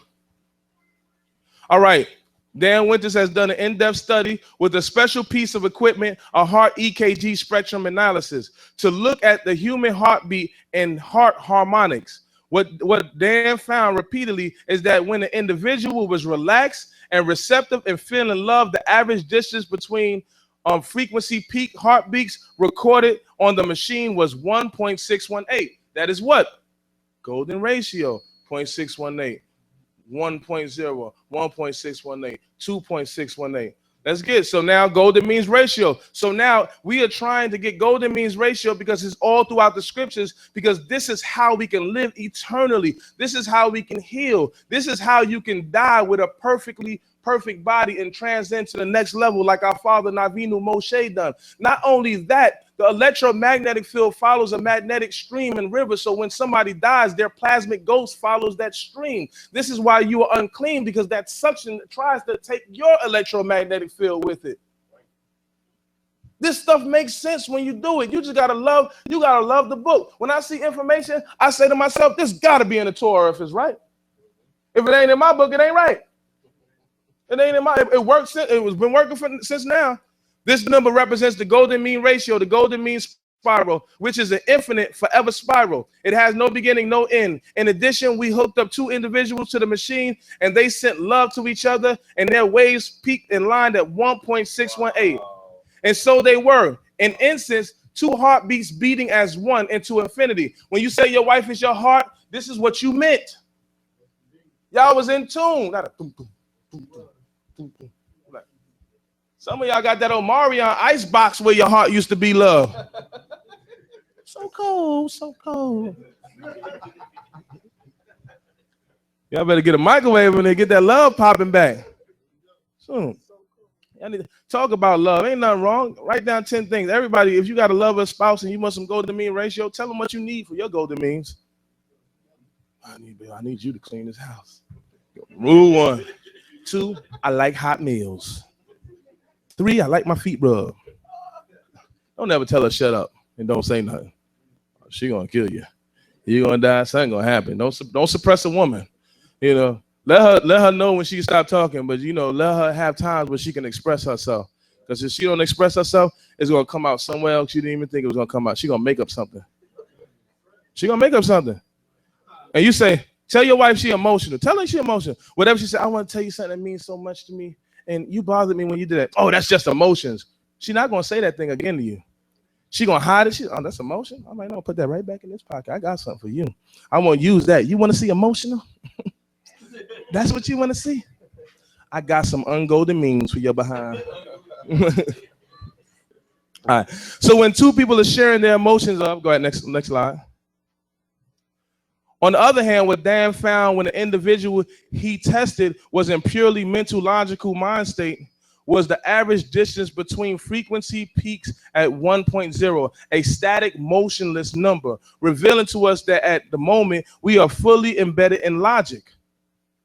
So you got your left side and your right side. There's that. You can't say one is a God and one isn't. They both balanced. But when you're so logical, that means you're thinking about the past. You know, people hurt you before. So logically, it don't make sense to trust no more. I've been hurt so many times. They're just not going to go outside. I'm going to look out the window. They can't hurt me like this. You women, I don't got no girlfriends. Women too catty. And you the cat. Walk around. Yeah. Women too catty. You walk your tail, be like this. Yeah, you the cat.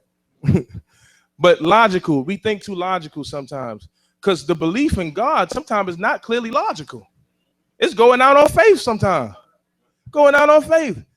Tell me the logic is part in the red, part in the sea. You might know now if you know the deeper science. You're like, oh, what you looking at me? Part the sea. Part the sea, Father? What you want me to do? Because it doesn't, sometimes you have to believe. You have to believe. You know, I had a fear of standing and talking before people. I'm actually very shy, but I realized I'm shy in areas that I'm not comfortable in. When I believe what I'm talking, y'all, my friends here to me, because I believe in myself. I got myself out of depression. I used to cry. I used to be playing video games, just had to walk off and cry and didn't know why I was crying. It was a sad time in my life. I didn't know why. I ain't gonna lie to you. And I didn't want to cry in front of nobody because my Abba told me, men don't cry. Yeah.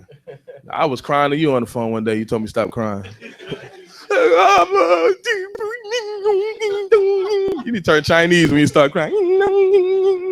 Like, dang, man. Like, shh, bang, stop it, bang. Okay, I'll stop it right there. I know this is not manly. Why do I have tear ducts if I'm not supposed to do this? No, you gotta have fun, y'all. You gotta love. It's love, man. It's love. This part of learning. If I make you laugh, you learn it. All right. So we learn that it's a static energy, motionless, and we hold energy, but we are not reaching out to the universe. And this is what Prince Nathaniel, he said, inclusive energy. Fractal golden means ratio is inclusive energy, not excluding energy. So when you by yourself and you lonely, there are studies. And this book that I have is called the Life of the Balance. It's talking about psychology. One of the biggest depressions is from what they call not being amongst your community. They say like Native Americans, Mexicans, when they come over the border, they usually die of depression because they're not amongst their culture and they're weaning out and they're dying out. So one of the things is that we are lonely. We're lonely. And sometimes our views may be different than others. Now, somebody can break something out. Somebody can take these same verses and do something with it. As long as it affects the masses to make them do something positive, that's something beautiful, right? If you can learn, if I could take you and you say, hey, Prince, I looked at your thing and you was wrong here and wrong here, I'm happy because at least you're looking at my stuff. And there's nothing wrong with you challenging what I'm saying. Because if nobody challenges it, I can go blindly and somebody just say, you stupid, and break it down. Yeah, you dumb, brother, right here. This don't equal this and that, this and that. And to show you that a five-sided symmetry is the strongest and not the six-sided symmetry that you see in the hexagon. Why do bees, they create beehives, but they use the gold and the honey in there to store energy. So it's excluded energy, and the energy is suppressed in there and it's not shared out, so it can nurture and incubate what these things are, what they're trying to build. But what we're trying to create is inclusive energy. We're talking about recursive energy, fractal compression, and sharing this energy where we can draw people into our electromagnetic field. This is what we want. We want to be powerful individuals. People, you ever see you walking down the street and you just knew somebody looking at you, you look back? That's because they're becoming in tune with you because they're desiring you. They're desiring you. They want to be a part of it. And let's work on it. It's all about loving your brother and your sister. Let's go to the next slide. All right, the book says Proverbs 4:23. It says, above all that you watch over, well attended your heart. Out of it emerges the issues of life. It says protect your heart. Don't try to make, like Prince said, don't try to make the heart the mind in the Bible, because they're not the same thing. They're two different things. They're two different parts. Do you see, we thought the heart only pumped blood, but it also pumped energy frequencies throughout the body. So if your heart is not in golden means, then your body is off. Your heart is the most important part. How many of y'all seen The Wiz live? Where they went to? Emerald City. In chakras, that's the middle. That's the heart chakra. Now all the brain went there, the Tin Man, the lion, which is the solar plex. Yeah, they all went there to get the heart. The heart brings balance to all the 7 Bear Shebas, the 7 wells of the body, right? So when they went there, they found the yellow brick road, which is the spinal kundalini energy, all of these things. It's symbolism. Right. We say when you want to hide stuff from a black man, put it in the book. They're not saying we ain't gonna read the book. They're saying we're gonna take the book, everything in the book for face value, and don't see the metaphysical or the mysterious aspect that actually can reflect our lives. A lot of times, a lot of y'all put down that Jonah thing because you couldn't understand how the person was in the stomach of a fish for 3 days. But that's not what the story was based about. That doesn't matter, because if he was, and he was historically, we understand that what happens in the universe is a reflection of what happens on the earth. But the meaning and the things that you can relate to in life is pulling the deeper meanings outside of these stories and actually applying it in life. Our forefathers existed. I don't have to argue with you. But if we can't find it, you can't find this or this, that doesn't mean they didn't exist, because I can still take from the principle of the story and apply it to my life and be a better person than you ever was. And that's the thing. So these things we have to understand. Don't ever think I'm taking away the physical meaning of the scriptures. I never will. I never will. I just want you to understand that you say you can't see God, you can't feel God. That's called metaphysics. It's called beyond physical. So there's a science to our beyond physical, and there's things that we have to create in our life. Let's go to the next one, and I'm done. Here you go again. You know, colors have vibrations, right? You know what colors follow golden mean ratio? Colors of the tabernacle.